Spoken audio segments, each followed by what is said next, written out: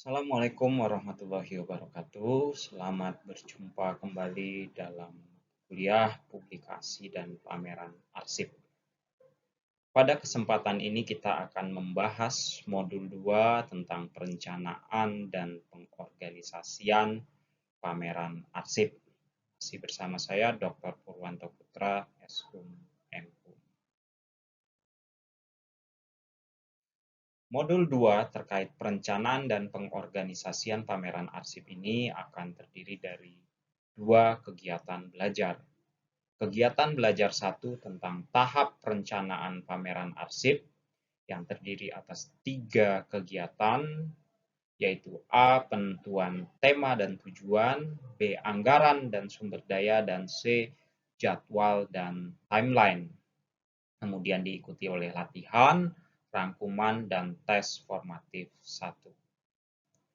Kemudian pada kegiatan belajar 2 terkait pengorganisasian dan manajemen pameran yang akan terdiri dari A. Tim kerja dan tugas, B. Logistik dan pengaturan, dan C. Koordinasi dengan pemangku kepentingan ya, atau stakeholder.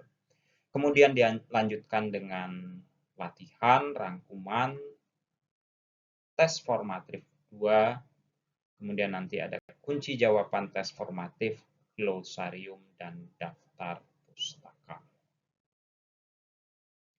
Baik, kita mulai dari kegiatan belajar 1, yaitu tahap perencanaan pameran arsip. Kegiatan belajar 1.1 yaitu penentuan tema dan tujuan. Tema dan tujuan yang jelas memberikan arah dan fokus pada seluruh proses perencanaan dan pelaksanaan. Penentuan tema memerlukan pertimbangan mendalam tentang relevansi, daya tarik, dan pesan yang ingin disampaikan kepada audiens. Menentukan tema pameran arsip harus didasarkan pada faktor relevansi, historis, dan budaya dari arsip yang akan dipamerkan. Memilih tema yang sesuai dengan kepentingan publik dan peristiwa terkini dapat meningkatkan daya tarik pameran. Kegiatan belajar 1.2, anggaran dan sumber daya.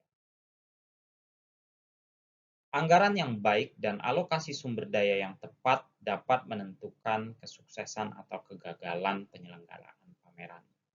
Menurut Lords dan Piacente 2014, perencanaan anggaran yang komprehensif adalah dasar dari manajemen proyek yang efektif, karena memungkinkan pengelola untuk mengidentifikasi biaya potensial dan mengatur pembiayaan secara strategis.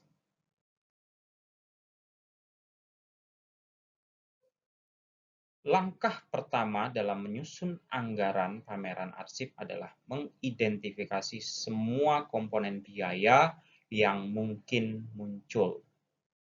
Ini termasuk biaya penyewaan ruang, transportasi dan penyimpanan arsip, perlengkapan pameran, promosi dan pemasaran, serta biaya tenaga kerja. Setelah anggaran ditetapkan, pemantauan dan pengelolaan anggaran secara kontinu atau berkelanjutan sangat penting untuk memastikan bahwa proyek pameran berada pada jalurnya. Ini termasuk pembukuan yang rinci dan pelaporan tentang pengeluaran dan pendapatan.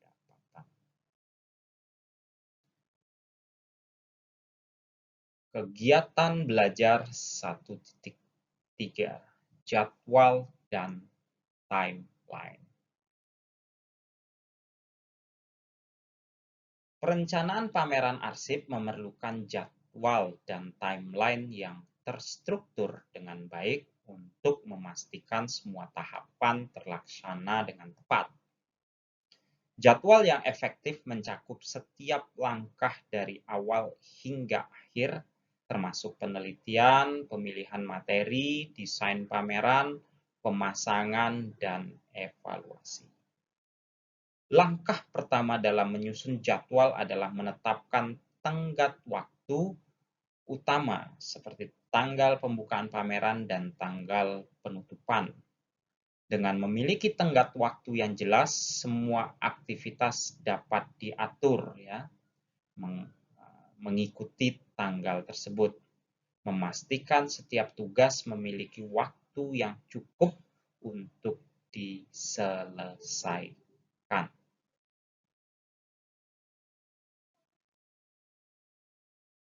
Nah, berikut salah satu contoh jadwal dan timeline-nya. Misalnya dalam kurun waktu 2 bulan, yaitu bulan Mei dan bulan Juni dalam 1 tahun, yang terdiri dari masing-masing 4 pekan, atau keseluruhannya ada 8 pekan. Kalau kita lihat, misalnya ada 11 jenis kegiatan ya. Dimulai dari yang pertama, misalnya pembentukan panitia, itu ada di pekan pertama, bersamaan paralel dengan penyusunan proposal yang ada di pekan pertama dan pekan kedua bulan Mei. Kemudian dilaksanakan rapat persiapan pada pekan ketiga bulan Mei. Keempat, pengiriman surat dan publikasi yang paralel dengan kegiatan sebelumnya, rapat persiapan. Nah, ini berlangsung selama 2 pekan, pekan ketiga dan pekan keempat. Nah, berlangsung secara paralel juga terkait dengan pengumpulan karya ya. Poin kelima pada pekan ketiga dan keempat bulan. Kemudian di bulan Juni, pekan pertama, paralel dengan kegiatan berikutnya, kegiatan 6 dan 7. Ya. Kegiatan 6 yaitu seleksi karya, kegiatan 7 pembuatan katalog, undangan, sertifikat, dan lain-lain. Nah, kemudian pekan ke-9, nah, pelaksanaan pameran misalnya ya, pada pekan ke-9 di minggu ke-3. Nah, kemudian nanti pembuatan laporan ya, itu paralel sudah dimulai juga di minggu ketiga, dan evaluasi dan pembubaran panitia pada pekan keempat di bulan Juni atau pekan ke-8. Ini sumber dari salah satu blog, yaitu blog.bintangklasik.com ya, tentang proposal kegiatan pameran di sekolah. Oke, kita lanjutkan kepada kegiatan belajar 2 ya, yaitu tentang pengorganisasian dan manajemen pameran arsip. Kegiatan belajar 2.1 yaitu tim kerja dan tugas. Setiap pameran memerlukan tim kerja yang terkoordinasi dengan baik untuk memastikan semua aspek dari persiapan hingga pelaksanaan berjalan lancar. Salah satu elemen kunci dalam manajemen pameran adalah pembentukan tim kerja yang kompeten. Tim ini biasanya terdiri dari beberapa sub-tim yang memiliki tanggung jawab spesifik. Misalnya ada tim pemasaran yang bertugas mengundang pengunjung dan mempromosikan acara, serta tim logistik yang memastikan semua peralatan dan perlengkapan tersedia dan berfungsi dengan baik.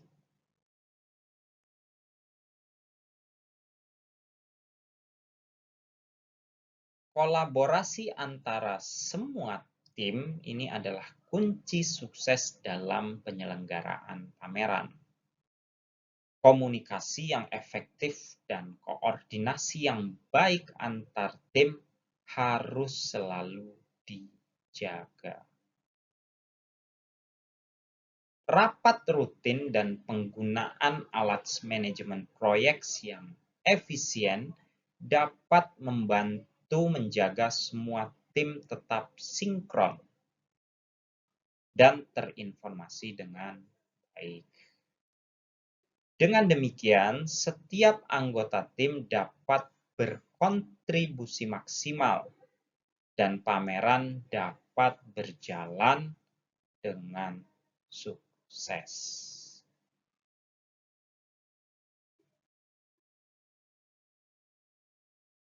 Kegiatan belajar 2.2 terkait logistik dan pengaturan.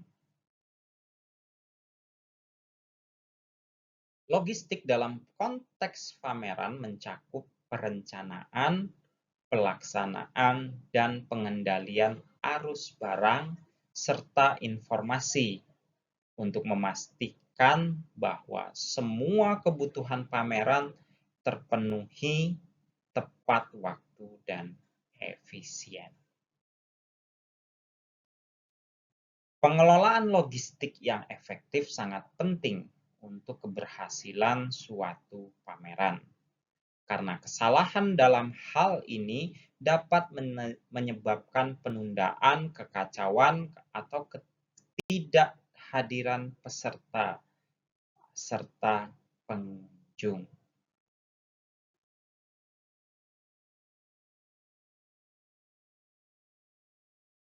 Salah satu aspek penting dari logistik pameran adalah manajemen transportasi.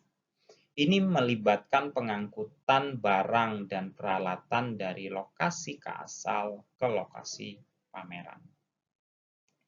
Pengaturan ruang pameran adalah elemen lain yang sangat penting. Hal ini melibatkan penentuan tata letak yang optimal untuk stand pameran, area pertemuan, dan fasilitas lainnya. Tim logistik harus bekerja sama dengan tim desain untuk memastikan bahwa setiap elemen ditempatkan dengan strategis dan sesuai dengan peruntukan serta rencana keseluruhan.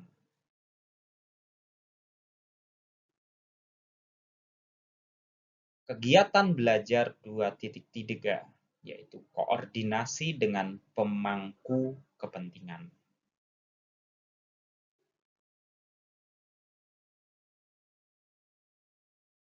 Pengorganisasian dan manajemen pameran memerlukan koordinasi yang baik dengan berbagai pemangku kepentingan untuk memastikan keberhasilan acara. Pemangku kepentingan dalam pameran mencakup penyelenggara, peserta pameran, pengunjung, sponsor, dan pemasok berbagai peralatan. Salah satu aspek penting dalam koordinasi dengan pemangku kepentingan adalah menjalin komunikasi yang transparan dan terbuka sejak awal perencanaan. Sponsor adalah pemangku kepentingan yang sekali berkontribusi terhadap pendanaan pameran.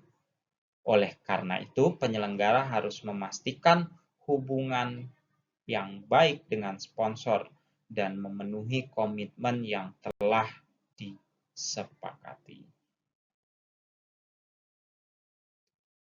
Koordinasi dengan pemasok vendor adalah elemen krusial lainnya dalam manajemen pameran. Hal ini mencakup penyediaan peralatan, dekorasi, makanan dan minuman, serta layanan teknis. Pengunjung adalah salah satu pemangku kepentingan atau stakeholder utama yang menentukan keberhasilan suatu pameran. Penyelenggara harus memastikan bahwa pengalaman pengunjung selama pameran memuaskan.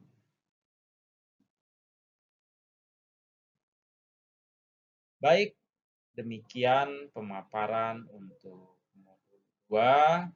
Semoga menambah pemahaman dari bacaan PMP modul yang sudah Anda miliki. Demikian, wabillahi taufik walhidayah. Wassalamualaikum warahmatullahi wabarakatuh.